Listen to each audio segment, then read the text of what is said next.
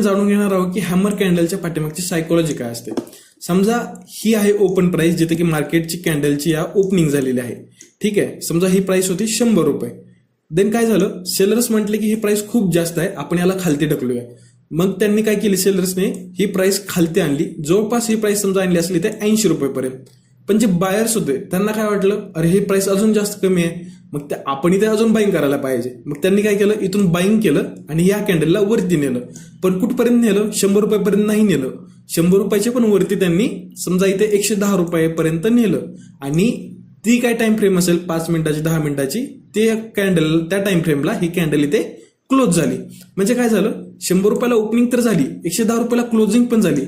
पण इथे जे काय घडलंय ना, बायर्स आणि सेलर्सचा गेम, त्याच्यामध्ये कळतं की ही कॅन्डल हॅमर झाली आहे। म्हणजे इथे बायर्सचं प्रेशर आहे, म्हणजे त्यांनी 100 रुपयाला बीट करून 110 रुपयाची प्राइस त्यांनी चूज केली।